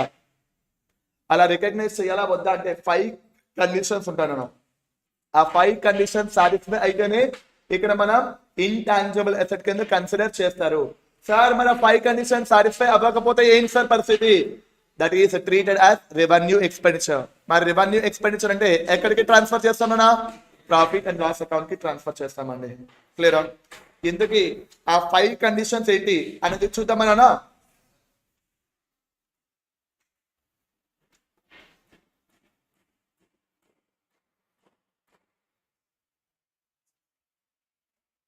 The first and very important one, sir ఇక్కడ ఇంటాంజిబుల్ అసెట్స్ ని డెవలప్ చేయాలి అంటే నెంబర్ 1 మన దగ్గర కావాల్సినంత టెక్నాలజీ అనేది ఉండాలా లేదా నాన్న? ఇప్పుడు సపోజ్ సాఫ్ట్వేర్ ని డెవలప్ చేస్తున్నామంటే టెక్నాలజికల్ అవైలబిలిటీ అనేది ఉండాలన్నా? లేదు సార్, నేను పేటెంట్ రైట్స్ ఏవైతే సరే పేటెంట్ రైట్స్ ఉన్నాయి అక్కడ కూడా టెక్నాలజీ కావాలి. అండ్ ఈవెన్ కాపీ రైట్స్ కావాలన్నా సరే టెక్నాలజీ కావాలి. So what ever the intangible asset which I'm generating, మరి ఇంటాంజిబుల్ అసెట్ జనరేట్ చేసేటప్పుడు టెక్నాలజికల్ ఫీజిబిలిటీస్ అవన్నీ కూడా ఇక్కడ అవైలబుల్ గా ఉండాలన్నా. క్లియర్ అండి? సో అదే ఫస్ట్ కండిషన్ ఏంటన్నా? There must be a technological feasibility.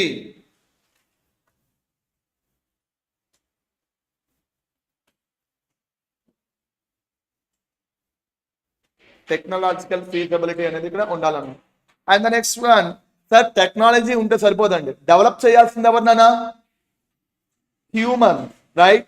అంటే మనుషులు మనమే కదా డెవలప్ చేయాల్సింది. అంటే సఫిషియంట్ హ్యూమన్ రిసోర్సెస్ ఎవరైతే ఉన్నారో సఫిషియంట్ హ్యూమన్ రిసోర్సెస్ కూడా ఇక్కడ అవైలబుల్ గా ఉండాలన్న. క్లియర్ అండి? So sufficient persons or human resources are available to develop the intangible assets అని అంటాను.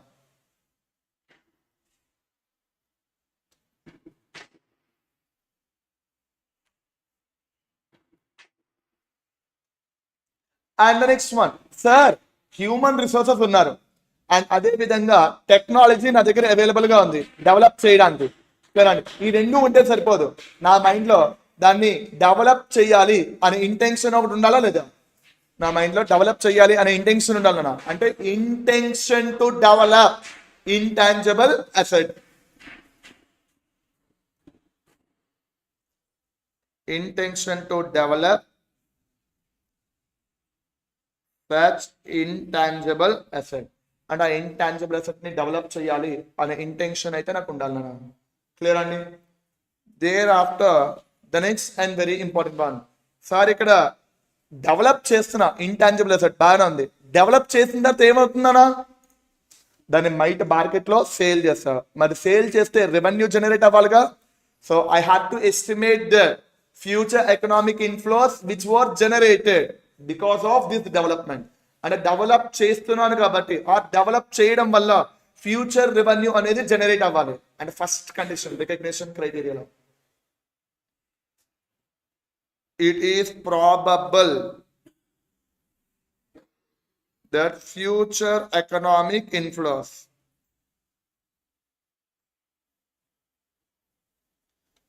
must be generated and future economic inflows అనేవి జనరేట్ అవ్వాలన్నా. క్లియర్ అండి? అండ్ లాస్ట్ వన్, ఏదైతే ఎక్స్పెండిచర్ ఇంకర్ అవుతున్నానో అవన్నీ నేను మెజర్ చేయగలగాలను. అంటే expenditure incurred must be measured.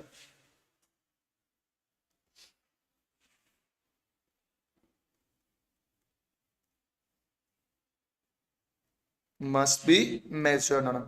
So ఈ 5 కండిషన్స్ సాటిస్ఫై అయితేనే మనం డెవలప్మెంట్ ఫేజ్ లో ఏదైతే ఎక్స్పెండిచర్ ఇంకర్ అవుతున్నామో ఆ ఎక్స్పెండిచర్ ని ఇంటాంజిబుల్ అసెట్ అండర్ డెవలప్మెంట్ అని చెప్పి చూపిస్తాను నేను. సార్ ఈ 5 కండిషన్స్ లో ఏ ఒక్క కండిషన్ సాటిస్ఫై అవ్వకపోయినా సరే then that is treated as revenue expenditure. Clear అండి? అర్థమవుతుందన్నా? ఎనీ డౌట్స్ అండి? సో నోట్ ఏం రాద్దాం నన్ను ఇక్కడ నోట్ పాయింట్ లో, if all the above 5 conditions were satisfied then it is treated as intangible asset under development. All the above 5 conditions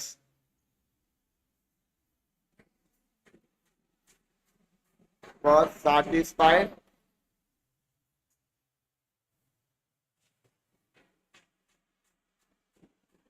then it is treated as intangible assets under development.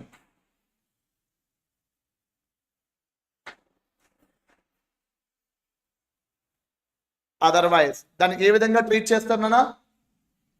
Revenue expenditure అంటే దాన్ని ఎక్కడికి charge చేయాలండి? Profit and loss account. It is treated as revenue expenditure and it should be transferred to profit and loss account. Clear అండి? Any doubts nana? All of you? So ఇప్పటిదాకా మనం ఏం discuss చేసుకున్నాం నాన్న? ఐ మీన్ ఇంటాంజిబుల్ అసెట్స్ లో ఇప్పటిదాకా మనం ఏం డిస్కస్ చేసుకున్నాం నాన్న? Meaning of intangible asset. Thereafter objectives of intangible asset, that is IND AS 38. Thereafter scope, that means applicability of intangible asset, and the next one recognition and measurement. Our recognition and measurement law criteria for intangible asset. Thereafter recognition, initial recognition ఏదైతే ఉందో initial recognition గురించి అయితే discuss చేసుకున్నాం మనం. ఆ initial recognition లో once again consideration of cash అయితే ఎలా, consideration other than cash, and in case of self generated intangible assets, self generated intangible assets accounting treatment ఏంటి అనేది డిస్కస్ చేసుకున్నాం నాన్న. క్లియర్ అండి? ఇక్కడ we have to discuss one more important point. Note number 2. ఏం సరే నోట్ నెంబర్ 2 ఇదంతా కూడా చూద్దామంటే ఒక చిన్న ప్రొవిజన్. ఓకే, ఆ ప్రొవిజనే మనకి క్వశ్చన్స్ లో ఎక్కువ ఎఫెక్ట్ అయ్యేది నాన్న. అండ్ ఎక్కువ క్వశ్చన్స్ ఈ ప్రొవిజన్ మీద ప్రొవైడ్ చేయడం జరుగుతుంది. That is the reason I put as 3 stars for this note point number 2. ఏంటి సార్ ఇంతకీ ఈ నోట్ పాయింట్ నెంబర్ 2? చూద్దామా నాన్న? చూద్దామా? If any expenditure incurred, nana you have to record compulsorily in your notebook. If any expenditure incurred by which nature is revenue,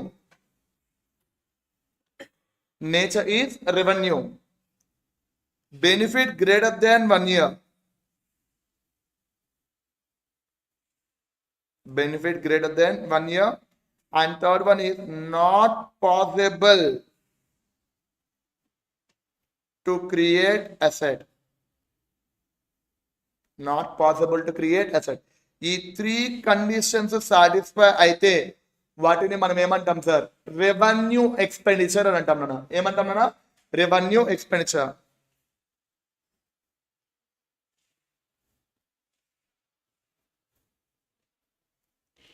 Revenue expenditure in the year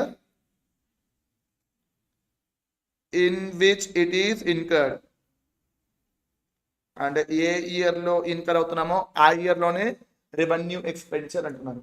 sir ఎందుకు sir ఈ point ఇప్పుడు వచ్చింది అనేది ఒకసారి చూద్దామన్నా. ఫర్ ఎగ్జాంపుల్ అడ్వర్టైజ్మెంట్ ఉందన్నా. For example advertisement. Sir advertisement అనేది ఏమవుతుందన్నా? సెల్లింగ్ ఎక్స్పెండిచర్గా. సెల్లింగ్ ఎక్స్పెండిచర్ అంటే అది ఏమవుతుందన్నా? Revenue in nature. అండ్ ఇక్కడ అడ్వర్టైజ్ చేయడం వల్ల మోర్ దెన్ 1 year బెనిఫిట్ అనేది వస్తుందా లేదా? More than 1 year benefit. But ఇక్కడ ఎసెట్ అయితే ఏమీ క్రియేట్ అవ్వదు నాన్న. ఇక్కడ ఎసెట్ అయితే ఏమీ క్రియేట్ అవ్వదు. అదేంటి సార్ ఎసెట్ క్రియేట్ అవ్వకపోవడం ఏంటి అనేది ఒక చిన్న ఎగ్జాంపుల్ ద్వారా చూద్దామన్నా. మీ పేరేమన్నానా? అని. సరే ఇక్కడ చూడండి అన్న, చందన బ్రదర్స్ ఐడియా ఉంది కదండి. అదే విధంగా సౌత్ ఇండియన్ షాపింగ్ మాల్ కూడా ఐడియా ఉందిగా. ఆ 2 షాపింగ్ మాల్స్ కి పక్కనే మన అనిల్ బ్రదర్స్ అని చెప్పి ఒక షోరూమ్ ఓపెన్ చేశారన్న. చందన బ్రదర్స్ లో ఏదైతే సారీస్ దొరుకుతాయో అదే quality of saris Anil brothers అనే ఒక షోరూమ్ లో కూడా ఉంటున్నాయి. And south Indian shopping mall లో ఏవైతే క్వాలిటీ ఆఫ్ డ్రెస్సెస్ దొరుకుతాయో అనిల్ బ్రదర్స్ అనే ఒక షోరూమ్ లో కూడా అదే క్వాలిటీ ఆఫ్ డ్రెస్సెస్ దొరుకుతున్నాయి నాన్న. బట్ అనిల్ బ్రదర్స్ కి వెళ్ళి ఎవరు పర్చేస్ చేయడం లేదు నాన్న. ఎవరో రేర్ గా పర్చేస్ చేస్తున్నారు అంతే. దేని వల్ల రీజన్ అని ఐడెంటిఫై చేస్తే చందన బ్రదర్స్ కి బ్రాండ్ అంబాసిడర్ ఉన్నారు. ఓకేనండి. అదే విధంగా సౌత్ ఇండియన్ షాపింగ్ మాల్ కి కూడా బ్రాండ్ అంబాసిడర్ ఉన్నారు. బట్ నా షాప్ కి మాత్రమే బ్రాండ్ అంబాసిడర్ ఎవరు లేరు అని అర్థమైందండి. బాగా థింక్ చేస్తే ఒక బ్రాండ్ అంబాసిడర్ ని తీసుకొద్దామని అర్థమైంది. ఎవరు సార్ ఆ బ్రాండ్ అంబాసిడర్ అంటే సనీ లియోన్ తీసుకొచ్చారండి. ఎవరు నన్ను తీసుకొచ్చింది? సనీ లియోన్. ఇప్పుడు చెప్పండి అన్న, సనీ లియోన్ మన షాప్ కి వచ్చి రిబ్బన్ కట్ చేస్తోంది అని అంటే ఏం చేస్తామండి? సనీ లియోన్ చూడడం కోసం వెళ్తాం కానీ అండ్ సనీ లియోన్ ఏదైతే డ్రెస్ అనేది చూసిందో ఆ డ్రెస్సెస్ ని పర్చేస్ చేద్దామని వెళ్తామన్నా? వెళ్ళంగా. అండ్ షాప్ కి దేనికోసం వెళ్తామని ఇక్కడ మనం? సనీ లియోన్ చూడడం కోసం, అంతే కదండి. అంతేగాని ఆ షాప్ కి వెళ్ళి డ్రెస్సెస్ పర్చేస్ చేద్దామని ఎవడు అనుకోడు. అవునా కదా? ట్రూతా కదా అండి? ఏనన్నా మాట్లాడరు? ఓకే, సనీ లియోన్ అన్నాను ఫీల్ అవుతున్నారా? ఓకే, పోనీ సంపూర్ణ శుభం తీసుకొచ్చాడు అనుకుందాం. ఓకేనా అండి? లేదంటే ఉప్పల పాలన తీసుకెళ్ళాడు అనుకుందాం. ఏమంటారు అన్న? ఓకే, వాళ్ళందరినీ చూడడం కోసం వెళ్తామే కానీ బై మిస్టేక్ కూడా డ్రెస్సెస్ ని పర్చేస్ చేయడం కోసం వెళ్ళాం. అంటే డ్రెస్సెస్ వాళ్ళ పాయింట్ ఆఫ్ లో సేల్ అవ్వటం లేదు. ఈవెన్ దో బ్రాండ్ అంబాసిడర్ ని తీసుకువచ్చినా సరే అంటే సేల్ అవ్వటం లేదు. అంటే క్యాష్ అనేది ఏమి జనరేట్ అవ్వటం లేదు. సో క్యాష్ జనరేట్ అవ్వటం లేదు అంటే not possible to create an asset. ఆ 3 కండిషన్ సాటిస్ఫై అయ్యాయా కదా? అందుకనే అడ్వర్టైజ్మెంట్ అనేది మనకి ఏమవుతుంది సార్? రెవెన్యూ ఎక్స్పెండిచరే అవుతుంది, not deferred revenue expenditure. General గా అడ్వర్టైజ్మెంట్ అందరూ ఏమంటారు సార్? డిఫర్డ్ రెవెన్యూ ఎక్స్పెండిచర్ అంటారు. Sorry sir, it is not a deferred revenue expenditure అని ఇక్కడే మనకు చెప్తుందండి. ఓకేనా? And thereafter next one,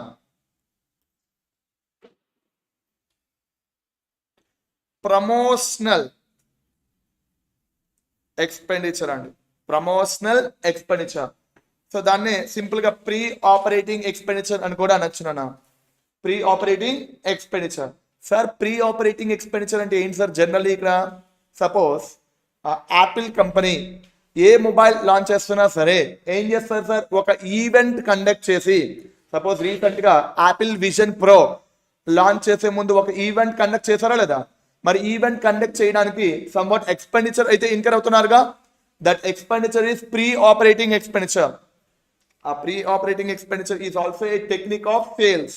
అంటే సెల్లింగ్ టెక్నికే కదా అది కూడా. అంటే అది కూడా రెవెన్యూ ఇన్ నేచరే అవుతుంది.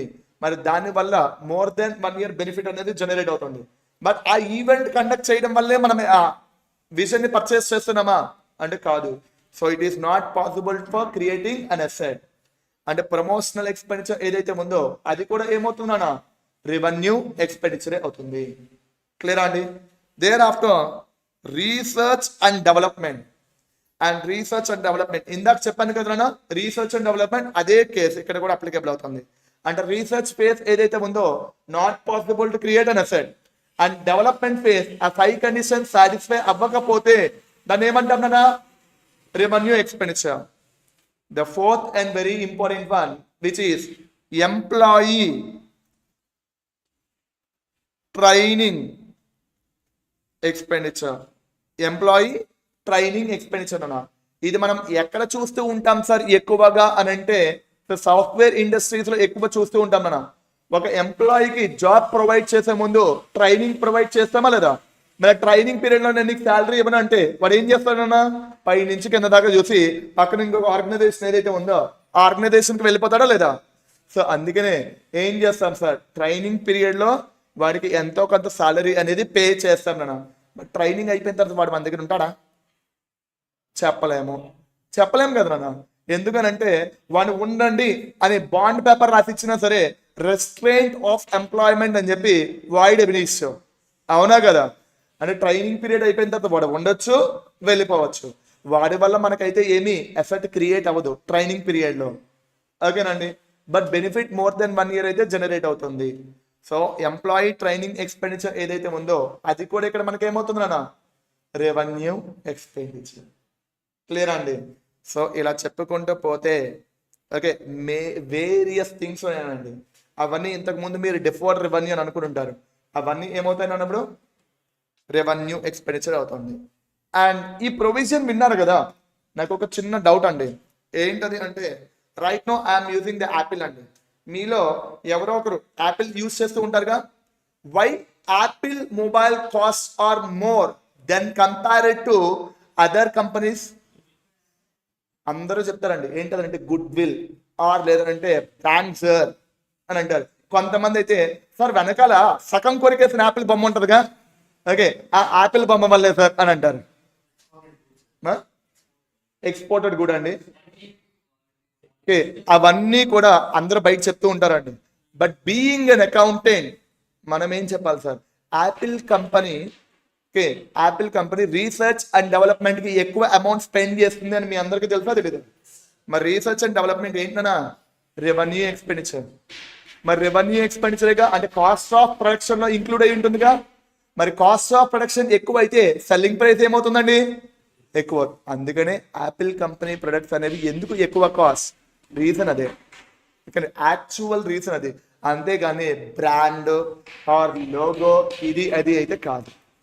అర్థమవుతుందా నాన్న? క్లియర్ అండి చెప్పింది. బై మిస్టేక్ ఎప్పటి నుంచి ఎవరైనా యాపిల్ కంపెనీ ప్రొడక్ట్స్ ఎందుకు కాస్ట్ ఎక్కువ అంటే because of research and development. Research and development కి ఎక్కువ ఎక్స్పెండిచర్ ఇంకర్ అవుతారు. అండ్ అది revenue expenditure it is included in cost of production. మరి కాస్ట్ ఆఫ్ ప్రొడక్షన్ లో ఇంక్లూడ్ అయితే సెల్లింగ్ ప్రైస్ కూడా ఏమవుతుందన్నా ఎక్కువ అవుతుంది. ఓకేనా అండి. మరి అదర్ బ్రాండ్స్ ఏవైతే ఉన్నాయో అదర్ బ్రాండ్స్ కి రీసెర్చ్ అండ్ డెవలప్మెంట్ పెడతారా? పెట్టరు. ఎక్కువగా యాపిల్ కంపెనీని ఫోర్జరీ చేయడం కానీ ఆర్ లేదంటే సమ్ అనదర్ థింగ్స్ ని ఫోర్జరీ చేయడం కానీ చేస్తూ ఉంటారు. క్లియర్ అండి. అందుకోసమే అదర్ బ్రాండ్స్ ఏవైతే ఉన్నాయో వాటి కాస్ట్ ఆఫ్ ప్రొడక్షన్ తక్కువ అండ్ వాళ్ళ సెల్లింగ్ ప్రైస్ కూడా తక్కువ. ఓకేనండి. క్లియరా? ఎనీ డౌట్స్ నాన్న? Any doubts? నో. సో ఇప్పటిదాకా మనం ఏం డిస్కస్ చేసుకున్నాం నాన్న? Initial recognition. ఓకేనండి. మరి ఆ ఇనీషియల్ రికగ్నిషన్ కి సంబంధించి ఎంటైర్ టాపిక్ అయితే మనం డిస్కస్ చేసుకున్నాంగా. Okay. And thereafter subsequent expenditure అంటే ఏంటి అండ్ ఆ సబ్సీక్వెంట్ రికగ్నిషన్ అంటే ఏంటి అనేది మనం నెక్స్ట్ క్లాస్ లోనే డిస్కస్ చేద్దాం మనం. ఓకేనండి. ఎందుకు సార్ నెక్స్ట్ క్లాస్, ఇంకా టైం ఉంది కదా అని మీరు అనొచ్చు, బట్ ఐ కాంట్. ఓకే నా వాయిస్ రావట్లేదండి, ఓకేనా? అందుకనే మనం నెక్స్ట్ క్లాస్ లో డిస్కస్ చేద్దాం. బట్ అలా డిస్కస్ చేయక ముందు ఈ ఇనీషియల్ రికగ్నిషన్ కి సంబంధించి కొన్ని ప్రాబ్లమ్స్ అయితే ఉన్నాయన్నా. ఆ ప్రాబ్లమ్స్ ఏవైతే ఉన్నాయో ఆ ప్రాబ్లమ్స్ అవన్నీ కూడా మనం డిస్కస్ చేద్దాం. దాని తర్వాత సబ్సీక్వెంట్ రికగ్నిషన్ కి వెళ్దామండి. ఓకేనా? క్లియర్ అండి. అండ్ ఏమైనా డౌట్స్ ఏమైనా ఉన్నాయన్నా ఇవాళ చెప్పిన వాటిలో? నో. అండ్ ఏమైనా ఫాస్ట్ అని ఏమైనా అనిపించిందా అండి? That's great.